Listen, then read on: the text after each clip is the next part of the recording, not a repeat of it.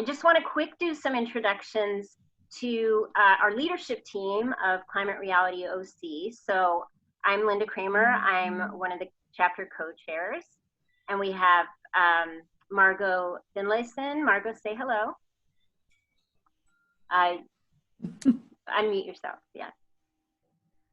Can you say hello? Oh, you're muted. I did unmute myself and say hello, but I guess I wave real too big. fast. Okay.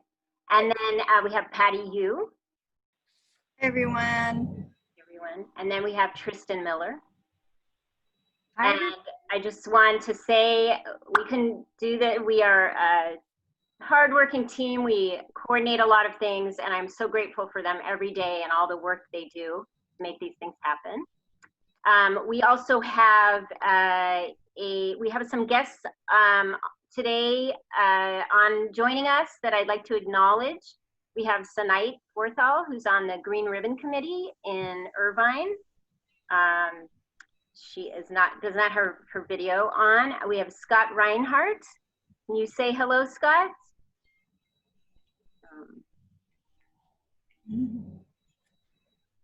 Are you there?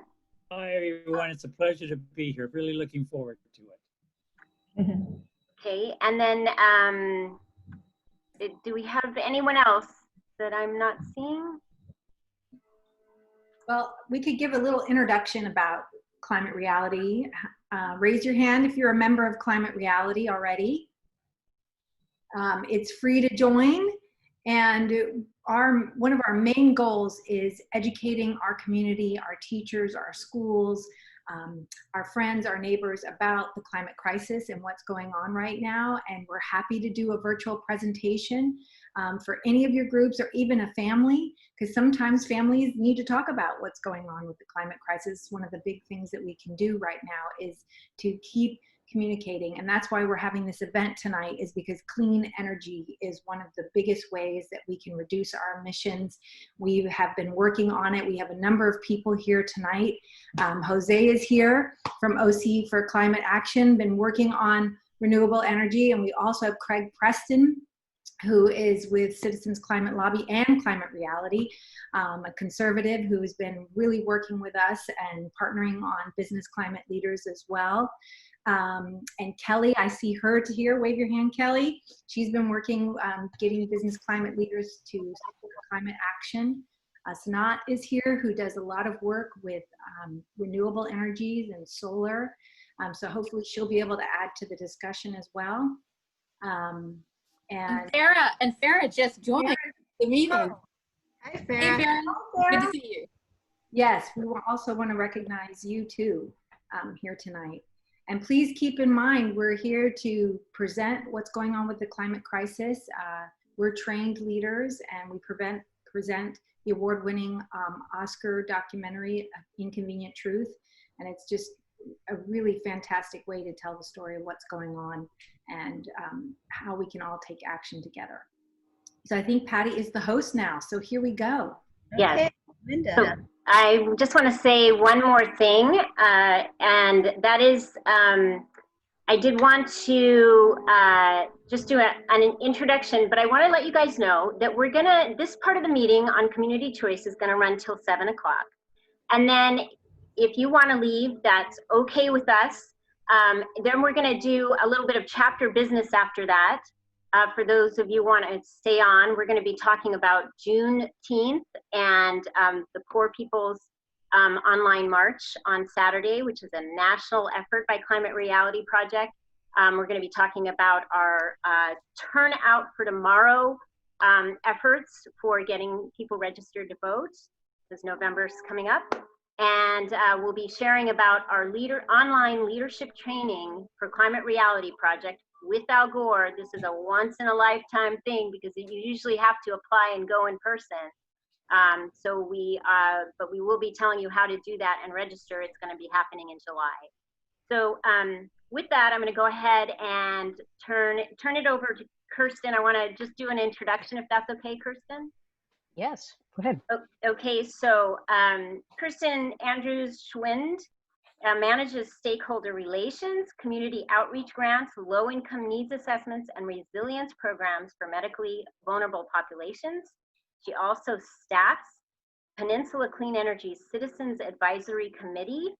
And then I'm going to say a little bit more. She authored the Community Resilience Toolbook, used by grassroots groups and policymakers for climate resilience planning in more than 30 countries.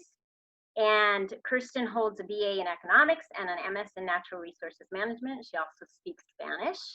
And I just want to say one more thing. Kirsten has been one of the most helpful people at multiple statewide community choice events I've been to, and bent over backwards to explain things to me when I didn't know. She's even drawn charts on pieces of paper so I understood better. She's just been a really great ally, and gave me her card, and that's how she is here. And thank you so much for being here. I'll let you take it from here, Kirsten. Oh, thank you, Linda. That's really kind. It's really an honor to speak with all of you good folks in Orange County. I'm very excited for what you're doing in Orange County. So it's really an honor and a pleasure to be here with you tonight. Thank you for all you do. You know what I did forget? I'm sorry so much. Jose, I mentioned that we would have you speak for a little bit about Orange County. Do you want to do that first? Because you are here at the beginning of the meeting, and I want to make sure we get you on. I'm so sorry, I forgot you were going to speak for a minute. Do you want to go ahead and do that? Sure, I guess, yeah. So let me just quickly share this presentation. Can you all see the, oh no, not share that, present. Alrighty, can you see the screen clearly? Great.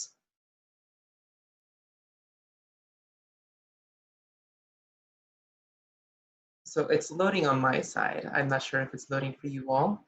Yeah, I see it loading. There we go. So just very quickly, again, thank you so much, Linda and Climate Reality Project, for inviting me to share just a quick update on Orange County's climate and energy movements.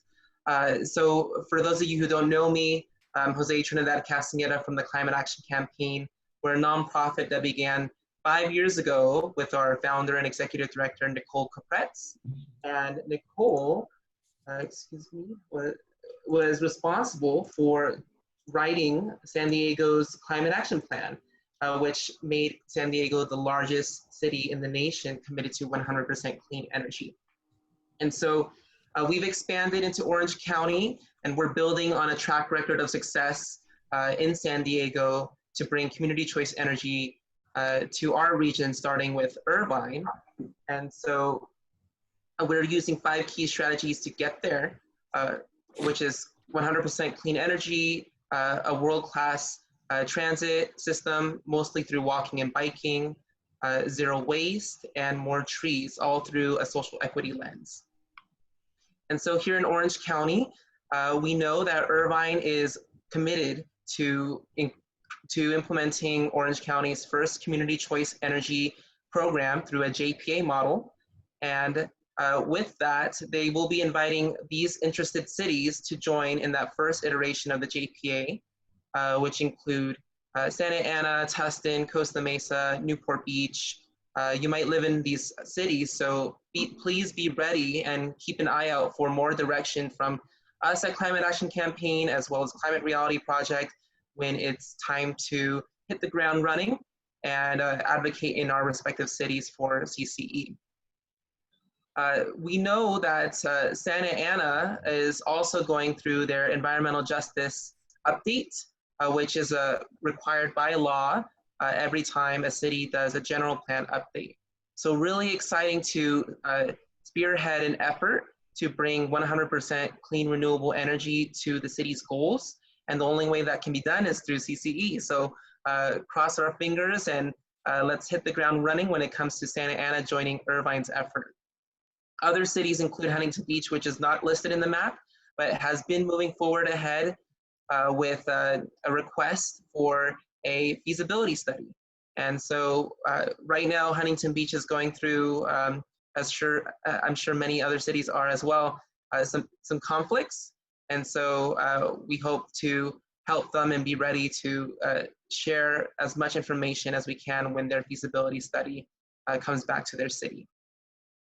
And so we want to give a special shout out to residents in Costa Mesa, particularly because we believe Costa Mesa is going to be a great first partner with the city of Irvine.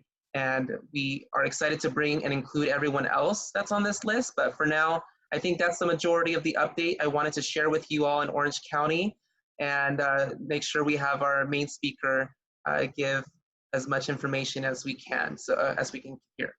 So if you need to contact me, here's my contact information. Please be sure to check out occleanpower.org and climateactioncampaign.org. It's a great organization so that as citizens, all of us local community can get involved and get behind clean energy.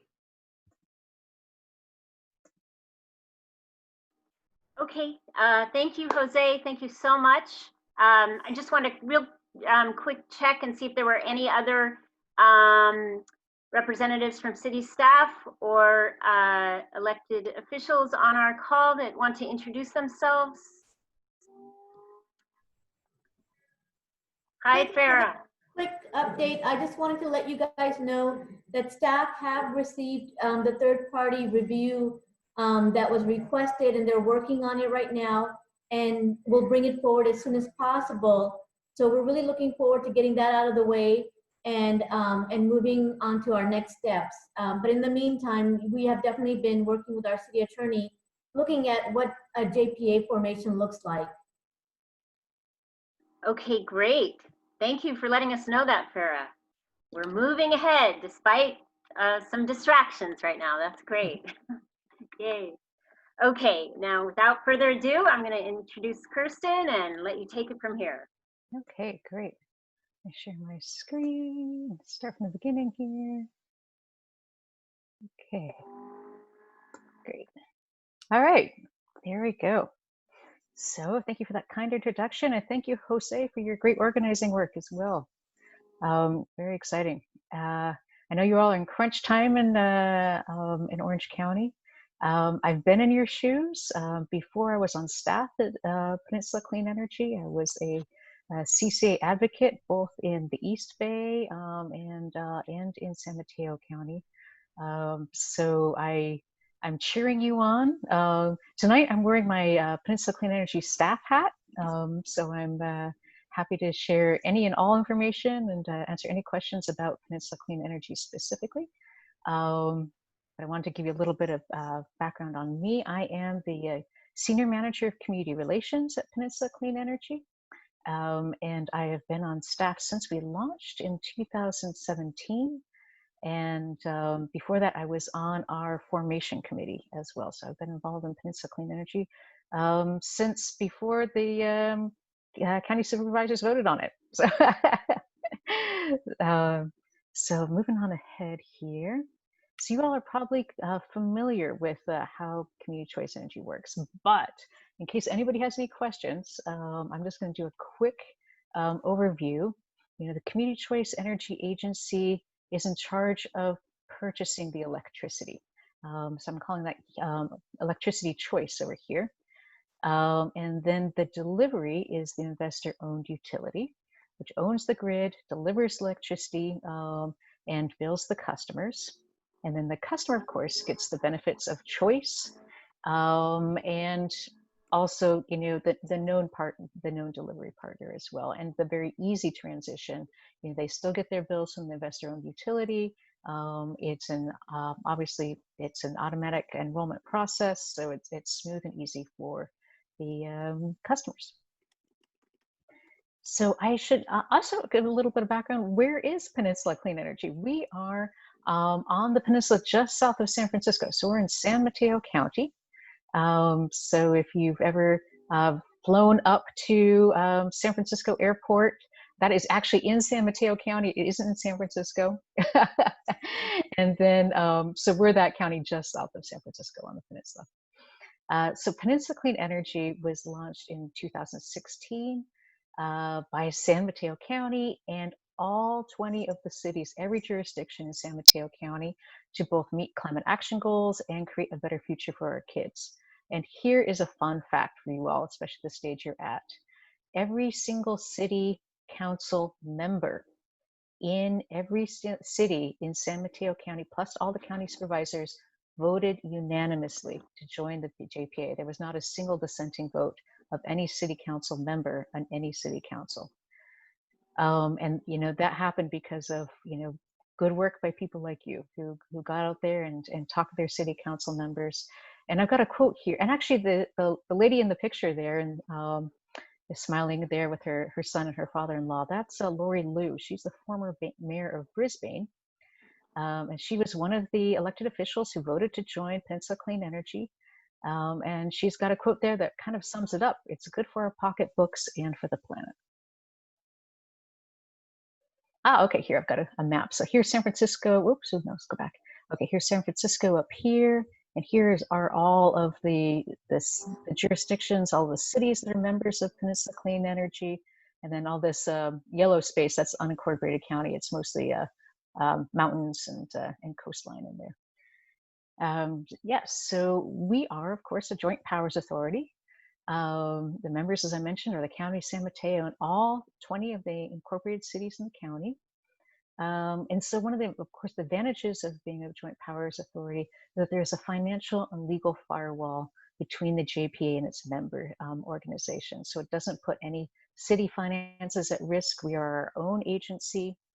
And so while the cities are our member agencies on our board, there's a firewall between their budget and our budget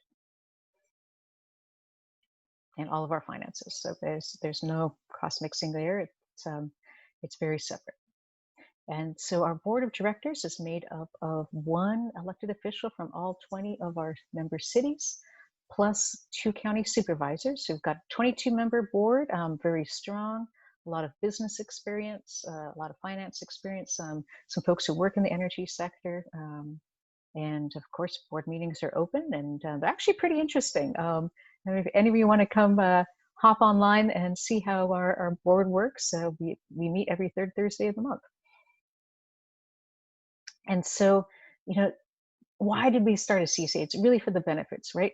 So we offer our cleaner electricity at lower rates. We're able to offer our electricity generation at 5% lower than the energy generation rates of PG&E. So Pacific Gas Electric is our incumbent utility in Northern California.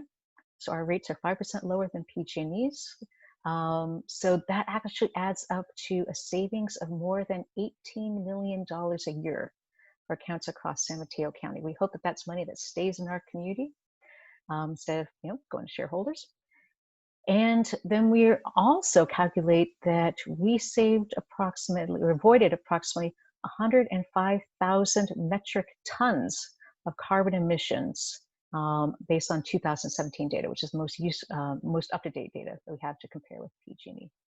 So that is faster, getting to clean energy faster than would have happened without us, and saving money as well. So how much is 105,000 metric tons? That is equivalent to the emissions avoided by removing 22,290 cars from the road for 1 year. Give you a little bit of, a little bit of context there. And of course, in Orange County, that could be even bigger because you have a lot more population than we do. So we just revisited our strategic plan and came up with our organizational priorities. Our priority number 1 is to design a power portfolio that's basically to buy our energy that is 100% carbon free by 2025, and that aligns supply and consumer demand on a 24/7 basis. It sounds like a little bit of gobbledygook, but let me break that down because it's actually a big, hairy, audacious goal. So right now in California, we have a lot of solar panels, generate a lot of electricity during the day when the sun shines. And then it gets a little bit trickier when the sun goes down. And that is often when more of the gas-fired power plants or the dirtier electricity comes online. So, while we do at this point source 95% greenhouse gas-free electricity for our members, and next year it's going to be 100% greenhouse gas-free, we can't, that's averaged across a year. We can't say that every hour of the day is actually greenhouse gas free, but that's what we want to get to. We want to be able to say in every hour of the day, as the sun is going down, as the sun is coming up, in the middle of the night. That is always clean energy that is coming to our members. And as best we can tell, nobody has done that on this scale before. But that's the direction all utilities need to go, so that we are committed to figuring that out, that challenge. And then we also are contributing to San Mateo County's goals for reaching, San Mateo County's efforts to reach the state goal to be 100% greenhouse gas free by 2045. Actually, we hope to do it a lot faster than that. But that also means that we are electrifying everything, electrifying transportation, electrifying building energy use, with the goal of serving that up with clean energy at every hour of the day, and getting ourselves off fossil fuels in our county to the extent possible. So currently we've offered 2 electricity choices. Eco Plus is our default choice, in which all customers are automatically enrolled, except for the town of Portola Valley, which is a fairly wealthy little enclave. That town actually voted to have all of their residents automatically enrolled in the Eco 100, the 100% renewable. But everyone except for Portola Valley is automatically enrolled in Eco Plus, which is 50% renewable energy, currently 95% greenhouse gas free, and the next year will be 100%, and then 5% lower generation rates than the local utility. So that's where you get that $18 million annual savings across all our accounts. Then we also have the 100% renewable option, that you have to actively choose that, and that is a slight premium of about $2 a month more than the local utility for the average household. So it's really not that much of a jump, and a number of our large accounts have chosen that. Facebook has its headquarters in Menlo Park in our territory. They run on our 100% renewable energy. Visa is based in our territory, so they run on 100% renewable energy. A Gilead, actually, which is out, a biotech company which is helping to create coronavirus vaccines and medicines, is doing that on our 100% renewable energy as well as most of our cities and county accounts. So where are we getting this clean energy, and how are we able to offer such savings? We were pretty active early on with trying to cut out the middleman and building our own clean energy projects. So pretty much as soon as Peninsula Clean Energy launched, we started negotiating a big solar project. So we have just signed signed a couple years ago a 25-year power purchase agreement with an organization called Clinera. And so they built us this 200 megawatts solar project. It's located within 100 miles of San Mateo County. We're proud to say that this was built with a 5-trade project labor agreement. There were 5 unions involved in building this, and it provided jobs for 400 union workers. And it launched and started operation in January 2020. So we are now getting electricity from our very own giant solar array, as well as other sources as well. This it supplies about 1/3 of our demand. But we've cut out the middleman for about 1/3 of our demand, and that just increases the savings that we can give to our customers. So even as a relatively new agency, launched in 2016, really actually started serving most of our customers in 2017. We've been very financially successful. We're projected to have $186 million net position at the end of the next fiscal year. That's even with projected financial impacts from coronavirus. We're projected to have we currently have more than 200 days operating cash on hand. We're able to budget between $7 and $11 million a year for community energy programs for the next 5 years. So that's money that we are pumping back into our community in order to fight climate change. And we've earned investment grade credit ratings from both Moody's and from Fitch. And so the Moody's credit opinion was very interesting. This was issued last year because it really wasn't just about Peninsula Clean Energy. It was about California. CCAs or CCEs in general. So this is a direct quote from that credit opinion, saying, you know, a key strength of the California CCA model is the statutory provisions which enable, you know, PCE or any other CCA to immediately become the default provider of generation services upon inception, and which provides us with a captive and arguably sticky customer base. And so that was considered a real credit positive by Moody's. And Moody's also really liked that we set our own rates, that we can have timely full cost recovery, that we have an active board, that we can secure cost competitive renewable resources. We've demonstrated the ability to generate you know, a good cash flow on a sustained basis. The thing is, any CCA can do this. This isn't specific to us. Great. And so we are, of course, reinvesting that money, and reinvesting it in all parts of our community. And we've especially been reinvesting in benefits for low-income community members who are, you know, financially struggling, especially in these times. As soon as the shelter place started, we started looking at what we can do for our low-income discount customers. So we just automatically put a $100 bill credit on their bills in April. If you were, so anybody who was signed up for a utility discount, you know, got that bill credit. It covers about 3 months of energy generation for the average customer. And then anybody who's signing up for those utility discounts automatically gets that bill credit as well. So that was about $3.6 million worth of consumer benefits just in the last couple of months.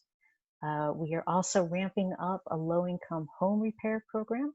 We will be spending up to $8,000 per home to help with repairs that will qualify these homes for federal energy efficiency programs.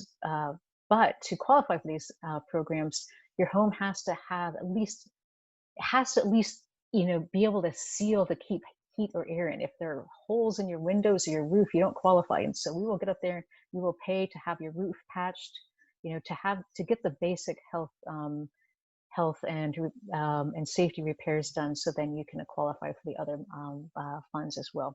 We've done this for the last year as a pilot project, and we're going to be ramping up this on a much greater level. We also have loans and discounts for used electric cars, and we work through one of our local social service organizations through that. Great for first-time car buyers or people who need to repair their credit. And we're looking at doing some major grants for workforce development as well, understanding that all of our ambitious goals are going to require, frankly, more electricians, more appliance installers who are familiar with electric appliances. We want to make sure that these folks are in the workforce, and that our folks who want to join that workforce have appropriate training. So I mentioned earlier that in order to help the county reach its carbon-free goals, we are electrifying transportation and buildings. So in terms of transportation, you know, there's really a chicken and egg issue with electrifying transportation. Are there chargers there? So one of the things about having some money to invest in our community is that we were able to put up basically put up a matching grant to the California Energy Commission, and say, you know, we're willing to put $12 million on the table for electric vehicle charging, and the California Energy Commission matched that. So we're going to be able to invest $24 million in new electric vehicle charging infrastructure in San Mateo County over the next 3 years, focusing on workplace charging and multifamily buildings. You know, if you live in a single family home with a garage, you're kind of set, right? But this is really about reaching renters and folks who live in multifamily buildings for whom that's more difficult to charge an electric car at home, making sure they can you know, charge when they're going to work, assuming we're all going back to work someday. You know, I think we will. And also in public spaces and various other community locations. We also run an annual dealership discount. We work with local dealerships to give a guaranteed discount on electric cars, and then we do some marketing for them. And we've gotten, oh gosh, just about 200 electric cars on the road in the last couple of years of that program, as well as just doing a lot of electric vehicle education, a lot of test drive events, we've run TV ads, a lot of workshops to get people up to speed on what it means to go electric. And it's not just about cars, obviously. Really, we'd love to get people out of cars as well. And so we're also rolling out incentives for e-bikes. And at least initially, we'll be focusing those incentives on residents of low-income housing. And of course, we have our used car incentives year-round as well.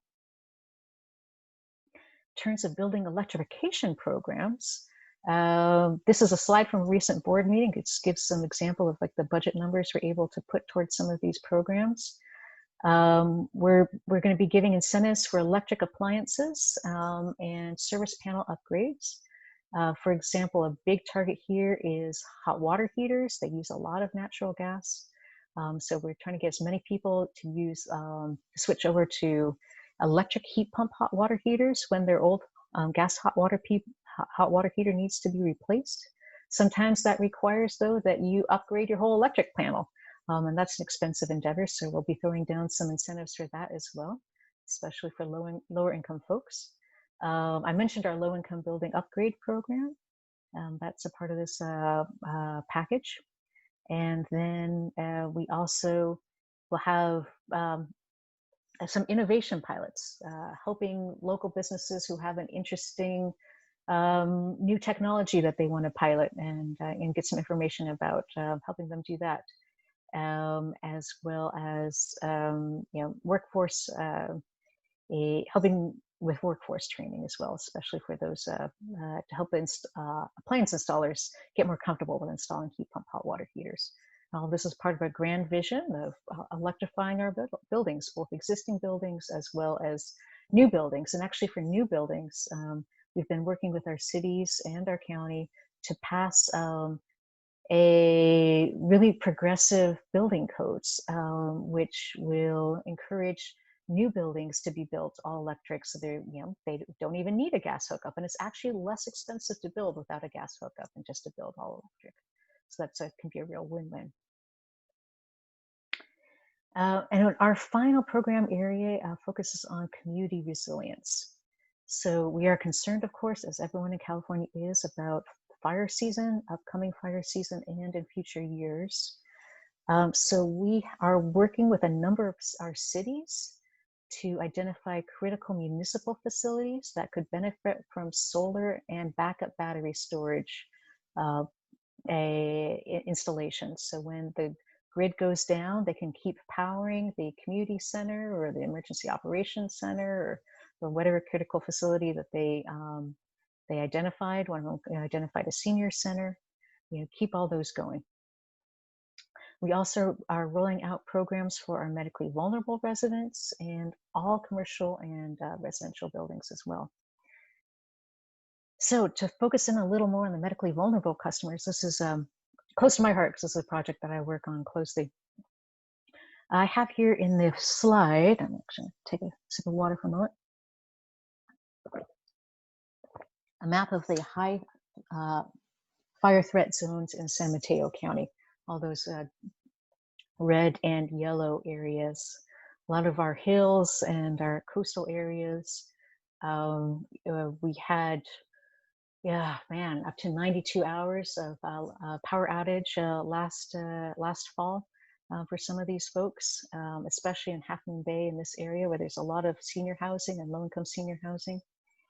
And we're especially concerned about people who have a medical device that's powered by electricity that they really rely on for life support.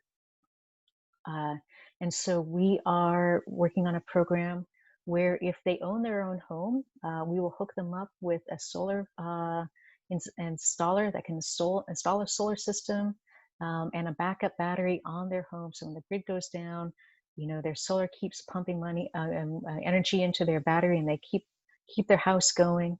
And there are great incentives right now through a statewide program called SCHIP, the Self-Generation Incentive Program, where these customers can actually get a backup battery system at low to no cost to them.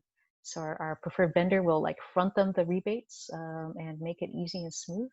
And then we know that, that's not a solution that works for renters. So for renters, we're actually looking to do a bulk discount purchase of portable batteries, lithium ion batteries that can power their medical device, and just donate them to them.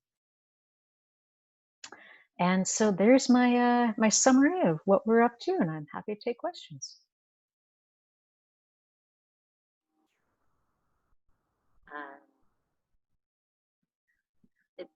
Kirsten? Yep, we have.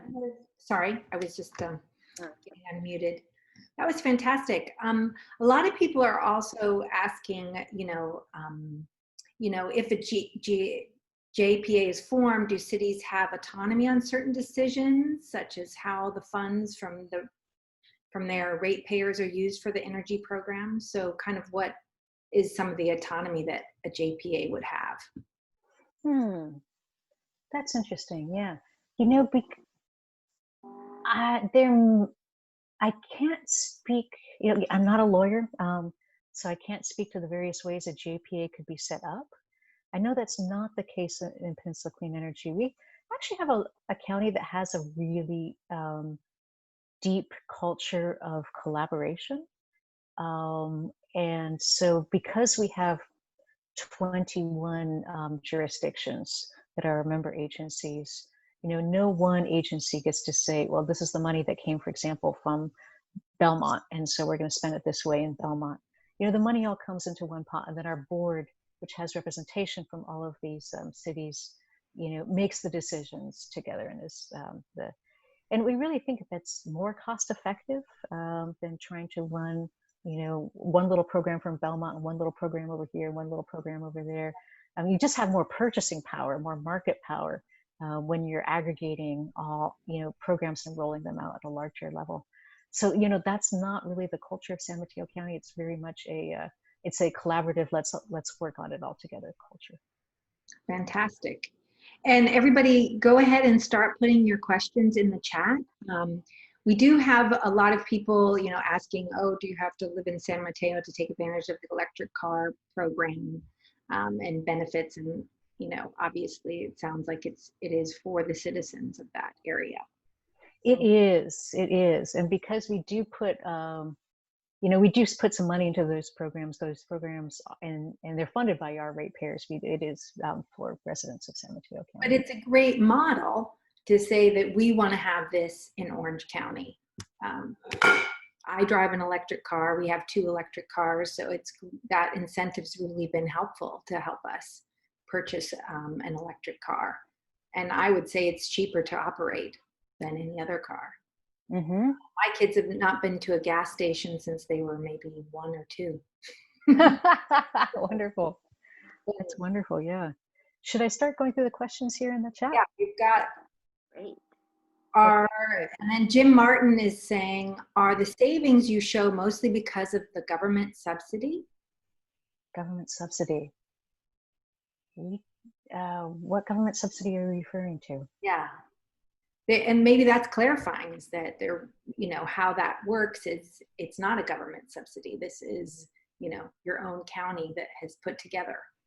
Yeah, I was just asking, based on the idea that you're showing an electricity rate cheaper than the PGE rate, and wondering if it's because the clean energy had some kind of subsidy in its development.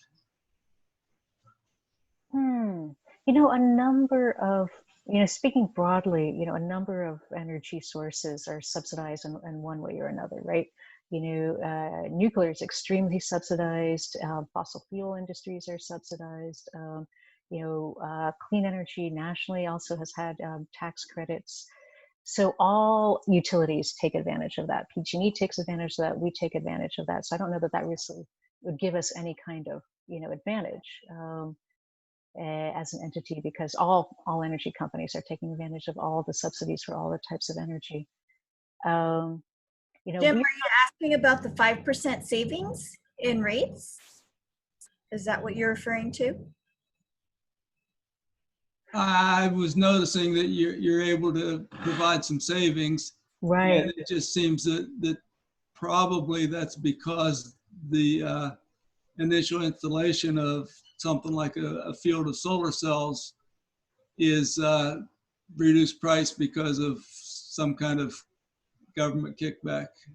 No, it actually really isn't. We did, I would say we had good market timing on that solar installation. The price of solar was coming down, and our staff and our board are savvy negotiators when it comes to negotiating our contracts. So we took advantage of a good time to get into building a solar array, and that had a lot to do with it. Our staff is very experienced and very savvy. Our CEO, Jan Pepper, has been recognized as, she actually won a national award from the EPA as the Green Power Leader of the Year in 2017. She has many decades of experience working in the utility sector, including working from PG&E at one point. So we have and she's known as one of the best in the business in terms of negotiating power contracts. So we have, savvy staff who are good at this. We have low overhead. And we just frankly run a leaner business, and we're able to pass those savings on to our customers. That's fantastic. There's one question about whether you met a lot of resistance in getting this started, because we've faced a number of different challenges as trying to bring it here.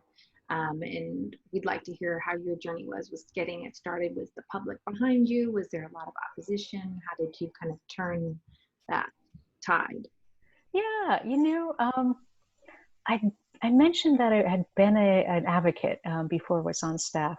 So I have to say San Mateo County had a very smooth journey. And part of that was very savvy laying of the groundwork by some local elected leaders. Early on, when the county started exploring Peninsula, forming a CCA, they formed a formation committee. It got a bunch of stakeholders from all over the county. There was an elected official from every city on the county in this committee. And joining this committee wasn't a commitment. It was just a study commission. It was like a study committee. Let's look into this, right? Let's look at, they commissioned a feasibility study. Let's look into this. Let's get all our questions answered. Work with a consultant who was Sean Marshall on, let's look into this. So there was an elected official from every city.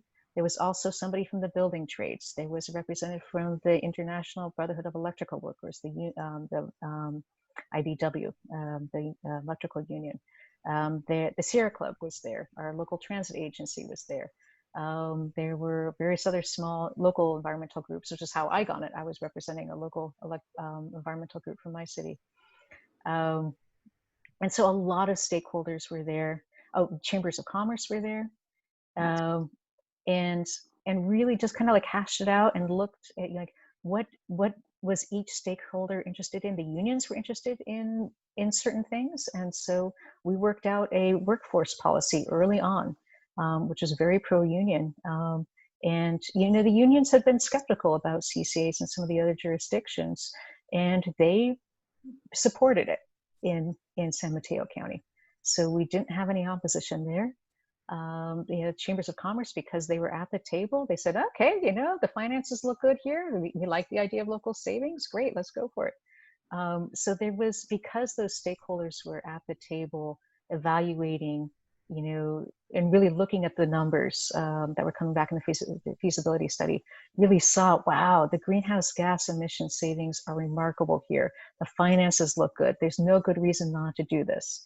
And so, so because of that, there really wasn't much in the way of organized opposition. That's fantastic. Well, two people are kind of asking the same question. Sanat, do you want to pose the question about 95% greenhouse gas free? Would you like to unmute yourself? She wanted you to elaborate on the 95% greenhouse gas. Go ahead. Yeah. Oh, sure. Yeah. Okay. Hi, Kristen. Yeah. It's just you had two offerings, and with the 50% clean energy offering, you said you have 95%. carbon-free energy. Could you elaborate that one, please? Sure. And what I mean by carbon-free energy?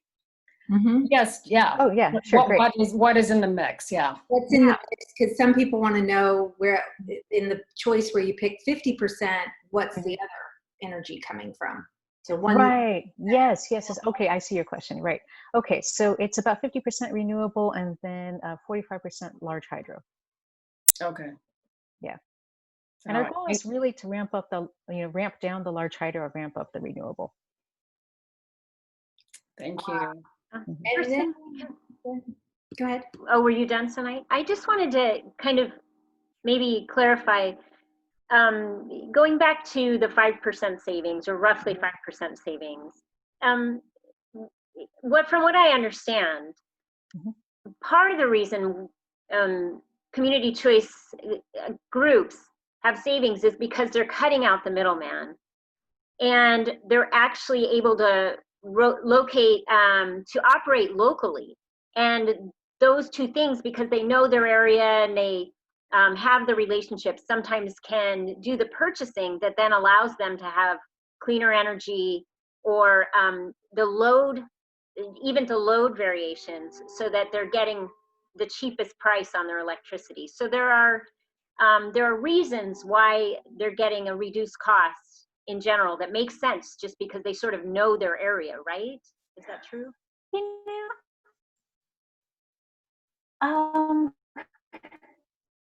It's hard to cut out the middleman initially because, when you launch, most CCAs negotiate a company with a major, international energy provider that can, guarantee that on day one, when you enroll a bunch of customers, that energy is on the grid. So you're usually, not working with, well, you may have some of these who are local because Orange County is large, but mostly these are national, international energy companies that you're contracting with. And in terms of whether you can negotiate a discount compared to your utility really depends on your local market conditions. So I can't speak to what that looks like in Southern California. I mean, you are trying to get a discount compared to a different utility than when we are. So I'm just less familiar with the business climate there in terms of what that looks like in terms of your rates and potential savings. But I would say that it is. I think that has been useful that we started negotiating to build our own solar early on, and that is helping our financial position. Okay, fantastic. And two people are kind of asking a similar question. How were you able to build a solar farm so early? In the setup of your CCA, how was it financed? With the analysis that went into that, they'd like a little more insight into how you were creating your own power. Right. Yeah. I don't know that I can give you a ton of details because I'm not on that team. I do community relations. I don't do the solar contracts. I'll tell you what I can figure out. Just having observed the process and the other staff working on it, like we put out a request for proposals for this solar array even before we had rolled out to most of our customers. It was one of the first things we did as an organization. We knew, more or less, we had a pretty good idea more or less what our load was going to be, how much electricity we need to procure. And so one of the first things we did, we put out a request for proposals into the market, for, to see what was out there in terms of what pricing we could get on building a solar array. And like you said, it's the cost of solar has been coming down. Right. And so I'm not entirely sure what the current market conditions are, given COVID and supply chain issues and so on. But at least at that point, the cost was very favorable. And even got to the point where it's like solar, I believe, is the cheapest energy resource on the market right now. Yep. Well, everybody's been saying this is a great presentation, so inspiring. I think we have time for maybe one more question. So put it in the chat. And then the next one is, what's the greatest distance that any of your renewable energy resources has to travel to San Mateo County? Yeah, we do buy, I believe, some large hydro from the Pacific Northwest. that is, the part of the portfolio that we're trying to transition to more local renewable energy. So it's probably the largest distance. But like I said, for the solar system that we built, we purposely built it as close to San Mateo County as we could within 100 miles. Okay, great. Any more questions? Anybody from Jose? We welcome questions from everybody. There were a few questions about your relationship with PG&E, and I just wondered if you could comment on that in general. I know in all community choice, the utility still manages the wires, and you purchase the energy. So can you say anything about your relationship with them? I would say it's complex. On the operations side, we actually have a pretty close operating relationship. So our rates and billing people have a weekly call with their counterparts at PG&E. PG&E actually has staff that are dedicated specifically to CCA relations and working with the CCA teams, especially because PG&E has a lot of CCAs in its territory. So they're very responsive and very, professional in their jobs, and it's their job to work with us. And so if I need something, I can email her and say, hey, can I get this list of customers from XYZ? And she'll provide it. And so operationally, I would say it's a pretty smooth relationship. And we worked hard to have that good, smooth relationship because ultimately it's about customer service. We share customers. So our customers are eligible for PG&E programs, like energy efficiency programs, PG&E rebates, and they're eligible for ours. So we're even looking at doing some co-marketing on some programs. I would say on the regulatory and legislative side, it's not always as smooth. We have our disagreements with the California Public Utilities Commission. So it depends which team is speaking, but on the operations side, it's fairly smooth. Fantastic. Well, great. Well, everybody, let's really. Jose had a question, actually. Jose, do you have a question? Just one more question, and it relates to jobs. So can you talk a little bit about how Peninsula Clean Energy was able to spur economic growth or more job creation in the region? Yeah, and first I want to say something about San Mateo County. Is we have an extremely low unemployment rate. It's probably not as low at this point, but before COVID, and it's hard to know exactly what it is now because the statistics lag. But before COVID, our unemployment rate was less than 2%. It was around 2%. It's like less than structural unemployment. So honestly, we have a housing crisis more than we have a need to create more jobs in San Mateo County. We need to create housing. People come from miles and commute hours to work in San Mateo County. So it wasn't so we realized actually, we can do more for the state by creating jobs elsewhere. And so it was actually more important for us when we were building that solar array in Merced County, a couple of counties away, to make sure that those were good, strong union jobs. And when we put out the press release saying, that for our groundbreaking, say, we're building this 200 megawatt solar array in Los Banos, and 5 unions are going to work on it. My email was on the press release. I was doing media relations at the time. I started getting phone calls and emails from people saying, I need a job. And so I started referring them to the local union halls, and we started putting that information on our website saying, great, you want a job? Good. Go talk to the laborers, go talk to the electricians, go talk to the whichever union you are best fit for. So really it was Merced County that needed those jobs more than we did. So I'm glad to say that we created some jobs in an area that has a much higher unemployment rate than ours does. Did you want to do the last question, Linda? And Jose from Sanat had one more question. Go ahead, Sanat. All right. My question, thank you, Linda. My question is regarding rooftop solar. People or groups that are opposed to community choice energy here in our area tell elected officials that rooftop solar can kill community choice energy. If people end up getting a lot of solar, then they don't need to buy energy from you. That means a failure to the program. Do you incentivize rooftop solar, or otherwise, what's your opinion about this assessment? Yeah, so the thing is, I have rooftop solar, and my rooftop solar works as long as the sun is out. But as soon as the sun sets, I am buying electricity from the grid. So I still need the grid. I still need to buy energy from Peninsula Clean Energy. unless, until I buy a whole bunch of backup batteries, and it would be very expensive for me to buy that many backup batteries and go completely off the grid. Rooftop solar customers still need the grid. They still need, their local utility or the local CCA. So I wouldn't say that the rooftop solar kills CCAs, because these customers still need to buy electricity when the sun goes down. We do subsidize our local rooftop solar customers. We pay higher rates for that electricity when they're selling it back. So, for example, on my solar, when the sun comes up, and if we're not using that much electricity, I'm selling some electricity back to Peninsula Clean Energy. Peninsula Clean Energy is buying that electricity at a higher rate than PG&E would have bought it. So there's a subsidy. And so we make it a better deal to have rooftop solar. It makes the payback rate on your solar better. And so and then if you, and those credits are credited on a rolling basis. You can use those credits on like the winter months when it's foggy or rainy or so on, and your solar system isn't, creating as much electricity. And if we owe you $100 or more in the spring, we will send you a check for whatever we owe you. So we've written some pretty big checks to some local folks who have big solar arrays as well. So there is a subsidy, and I think CCAs and local solar are totally compatible.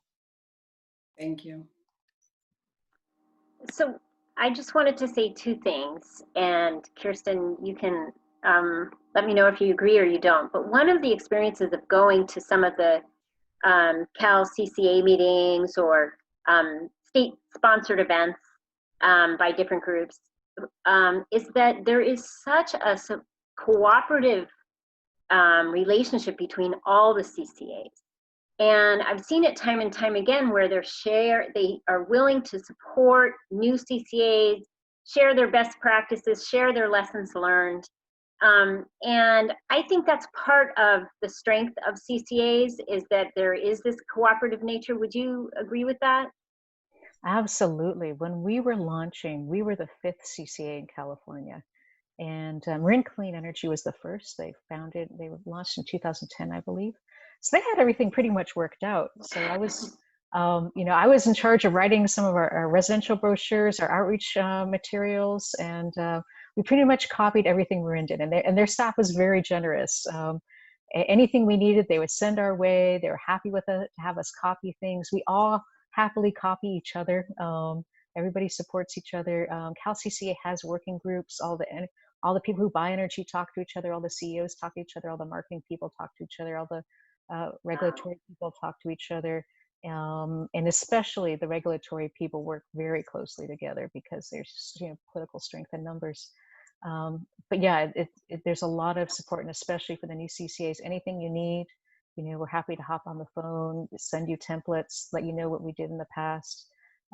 So yeah, we all benefited from the early CCAs when we play it forward. That's wonderful. And then the last thing I wanted to ask you again, because one thing I think that struck me early on is that your 100% renewable rate, I think you said it's a few dollars more a month. Mm-hmm.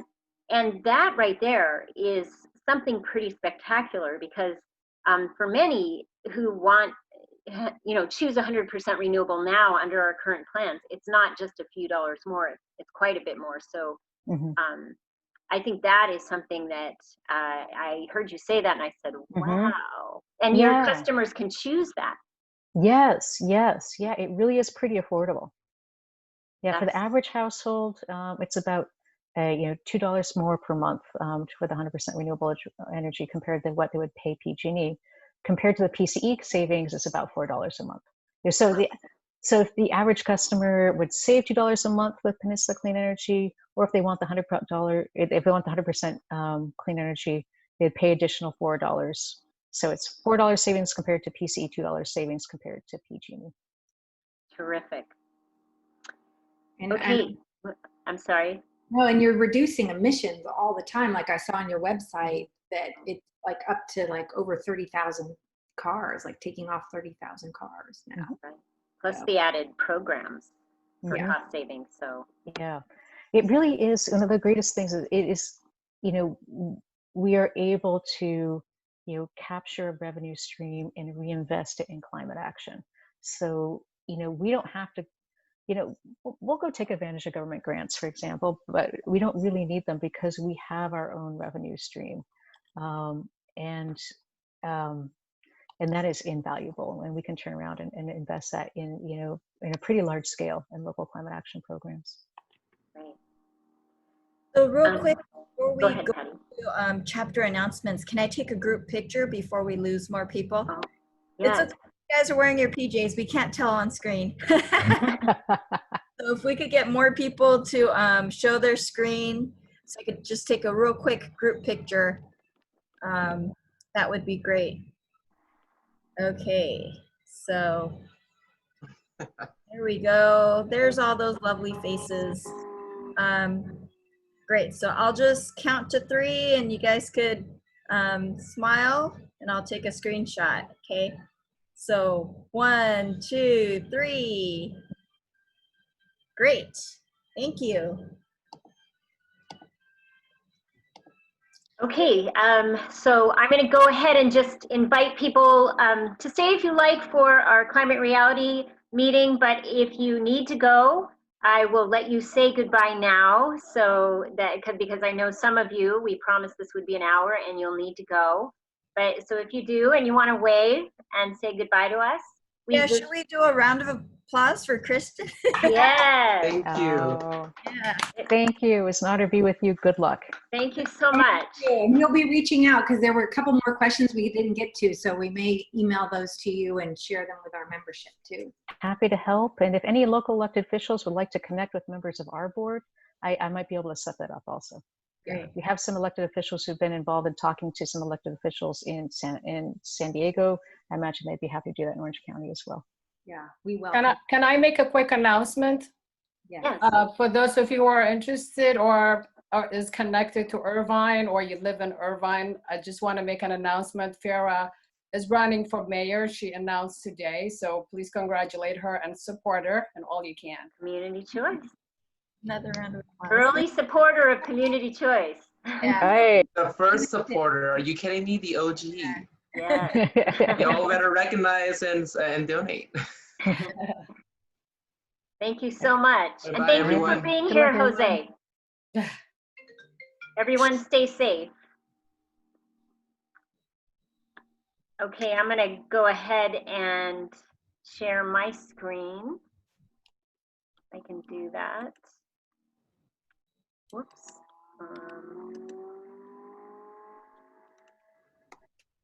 Okay.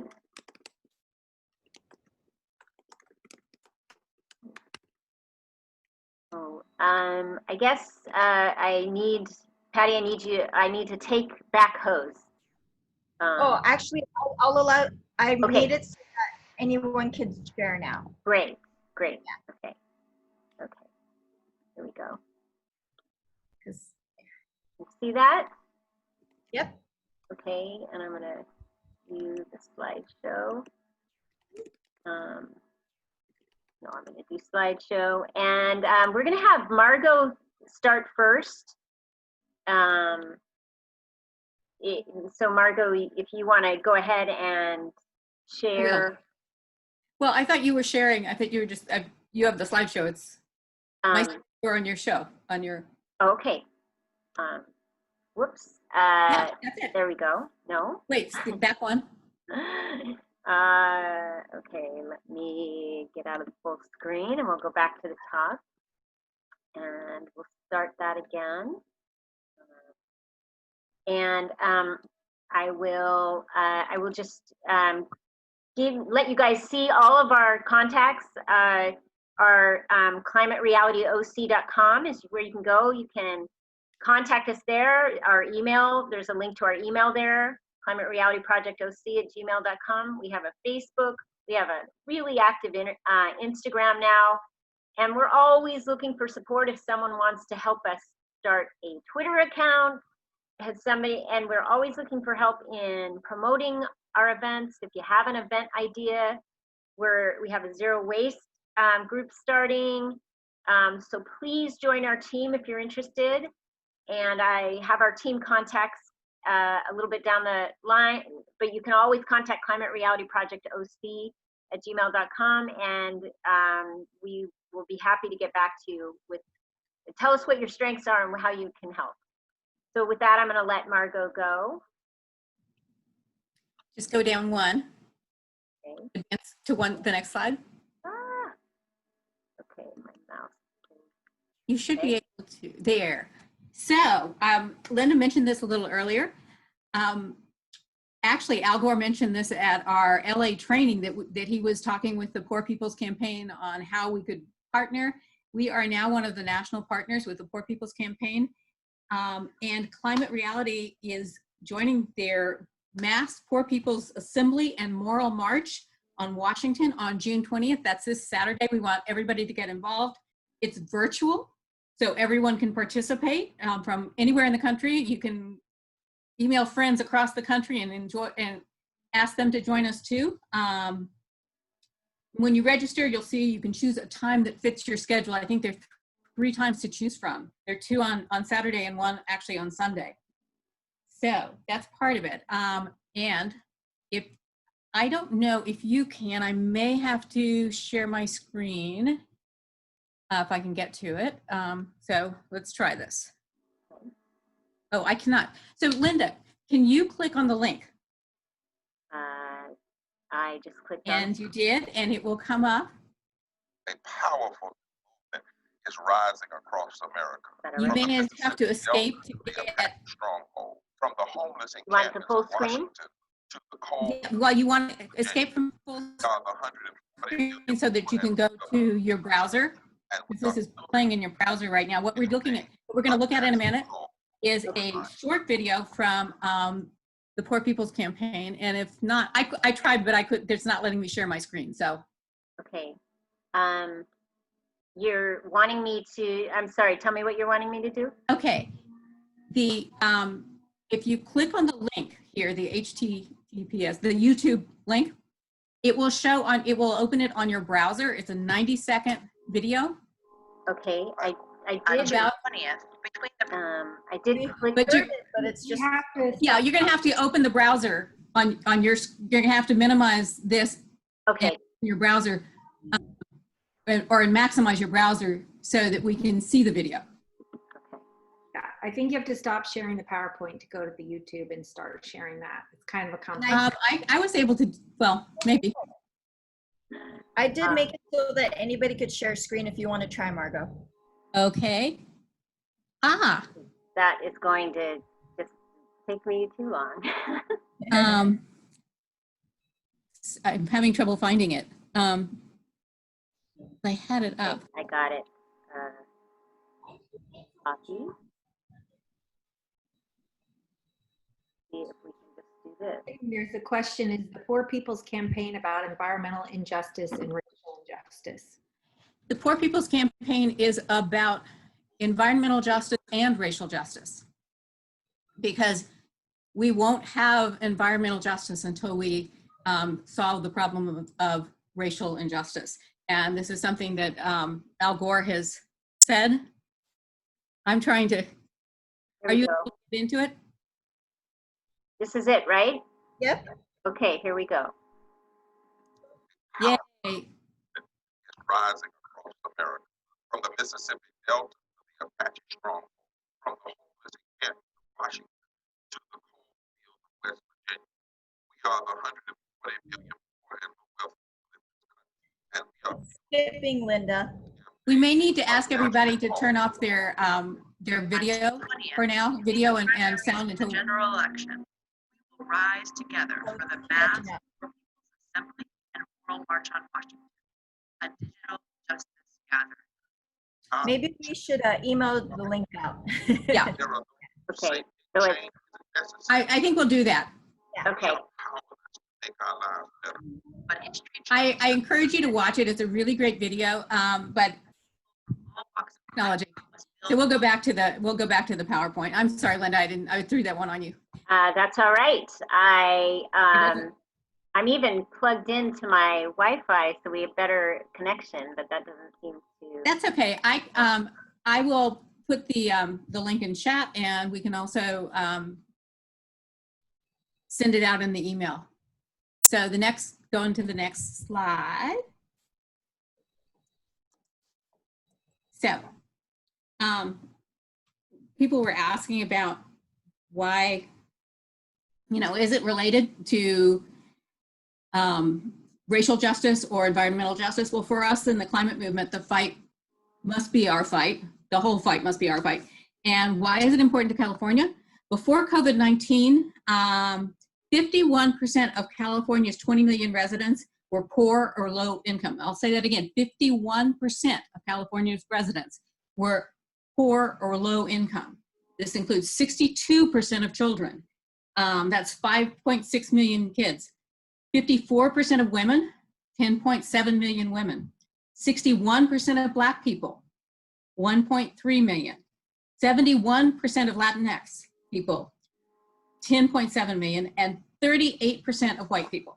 So it is a fight that everyone's involved in. And one of the great things about CCA and CCE, community choice energy over rooftop solar is and over private utilities, is that it keeps the money in the community and allows us to help all of the community. So you can register now at june2020.org. It's really, really easy. And you can pick which time you want, or just see the times and then just come join whenever it fits your schedule. So we can go on to the next slide. I just wanted to get through this. And the other big thing right now, it was one thing that I think Tristan mentioned earlier, or Linda mentioned earlier, maybe both. The first ever digital online training, and it's going to be so amazing. It's all in English. It is global, but it is English. Anybody can request to join. Please get the word out. We're going to be sending more emails out on this. And it's about 2 hours a day commitment, but you can get a lot on demand, and it'll tell you exactly what's live that you need to be in on. So it's going to be easy. If you are still working, you'll still be able to do this. It is 9 days. We're also looking for mentors. So if you've gone to a training, and anybody's gone to a training, we all know how absolutely inspiring, just amazing information, amazing speakers, and how really life transforming, I would say, it can be. So I hope you will join us if you have, either as a mentor or as a trainee, if you haven't yet been trained. It's going to be really fantastic, July 18th through the 26th, and you can just sign on at climaterealityproject.org/training. There's a form to fill out, an application, but it's all free, and it's really free this time, because even if, we were able to go when it was in LA without having to have a lot of travel and board expenses.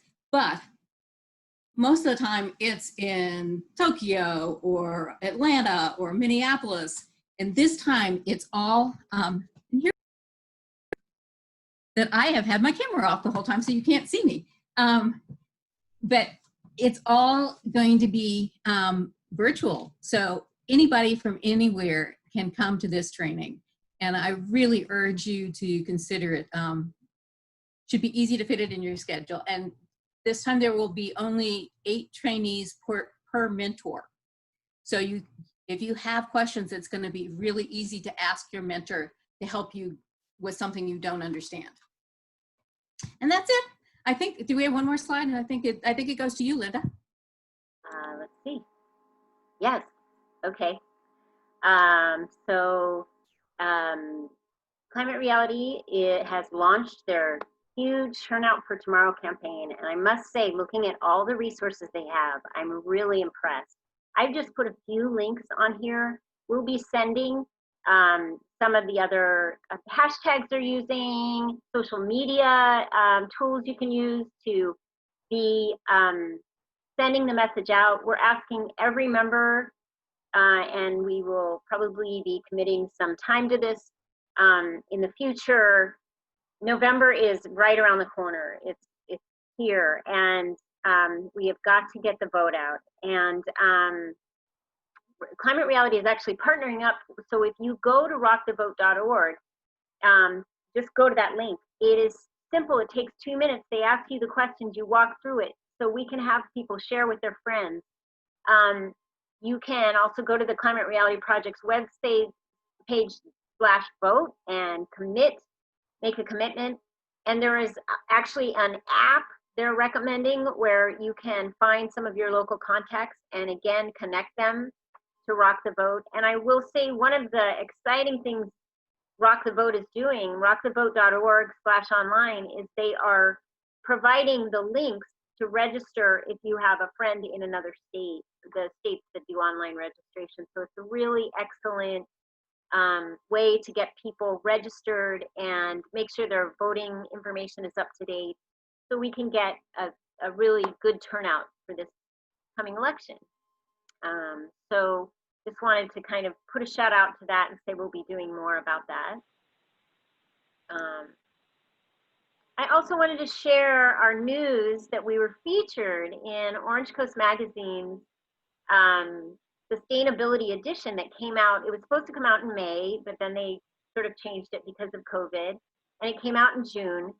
And I went to their website, which is orangecoast.com/sustaininoc, and they actually have our whole link there, but they did not, for some reason, include our webpage or our contact information.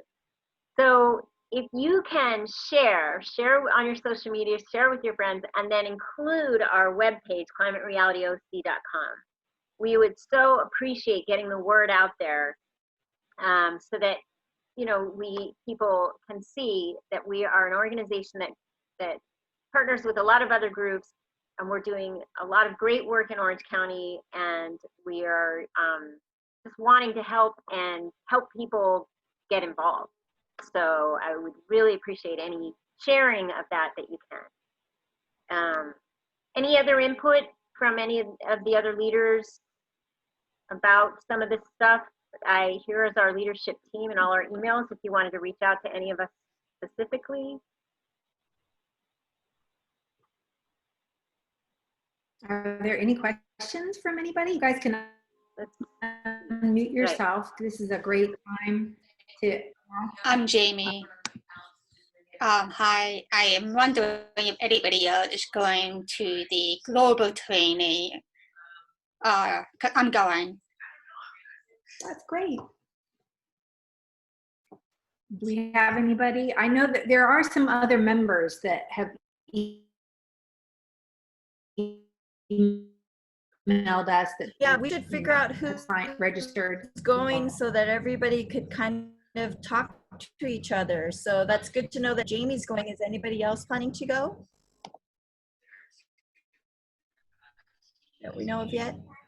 So we'll send an email out to the chapter, and if we know anybody, I know you're probably planning going, to go right, as a Margot? mentor. Okay, great. Yeah, so we should put a call out to the chapter to see if anybody else is doing it, so we could create a little mini community there. And then talking about the online training? Yes. Yeah, I'm going. Oh, great. Okay. Great. We've Hey. Jamie so far.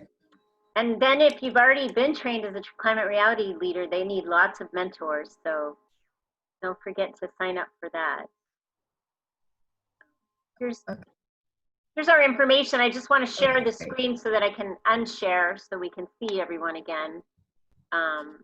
There is only 11 of us left on the call, but if you want to take down our Facebook or anything, I'm going to go ahead and stop sharing. There we go. Does anybody have any comments, just comments or announcements or anything we didn't get to, questions, other questions? I will say one thing, because when I'm talking about climate reality, I invariably meet somebody who says, oh, I've always wanted to do that, or how do you do that? And well, I just can't get to where, or I wanted to do the training in LA and I couldn't do it. So you probably have friends like that too. Please share the information about the training. This is a great opportunity for them. For instance, Tristan and we need to talk to the science teacher who is the advisor for the mark of the Jaguar. Yeah, that he's wanted to do it several times. And there are a lot of people that we know that have wanted to do that. And if you know anybody, please share this with them. Also, share out with all your friends too about the Poor People's Campaign and the march in Washington on this Saturday, because this is a huge event and it will be great to be part of it. I know a lot of people still are staying home and aren't participating in marches live. So this is an opportunity to really get out there and be present and be part of a really big event. Craig, you have a lobby day tomorrow, right? Is that true? Do you want to mention that?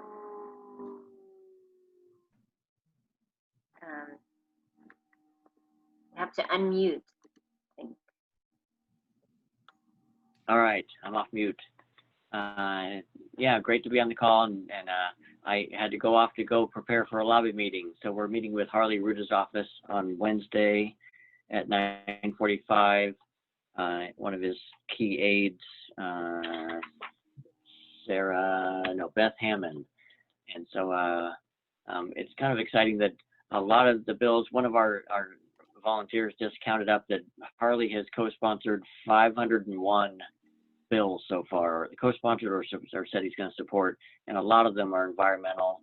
And so it's just marvelous to see the difference by us having a pro-climate member of Congress.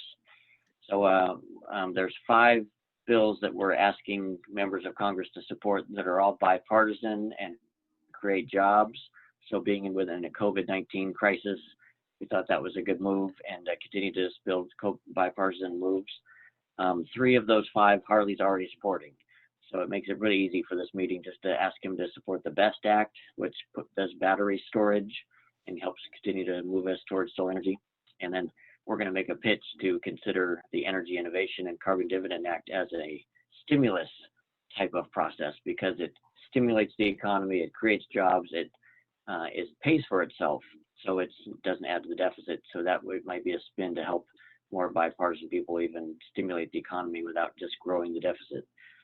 So that's our meeting tomorrow. And you're with Citizens Climate Lobby, just so. I'm with Citizens Climate Lobby, Orange County Coast Chapter, and I'm part of the Climate Reality Orange County.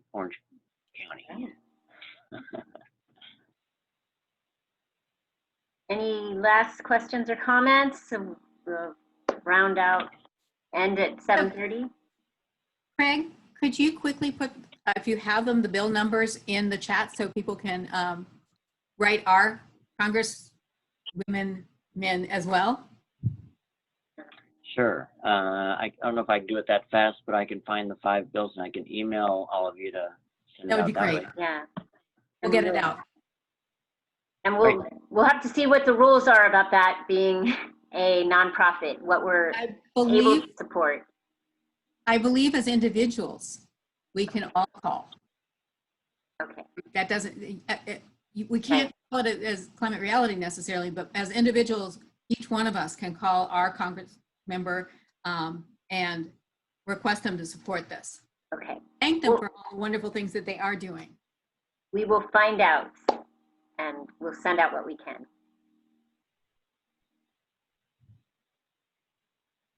And that's, thank you all. Comment? And I look forward to seeing people on the 20th and in the training, hopefully. Thank you so much for hanging out for the entire time. And tonight, thank you for being here from Irvine. We have hope for Orange County. Thank you. We need it. All right. Yeah. Take care, everyone. Yes, strong. Onward. Bye, everyone. Bye.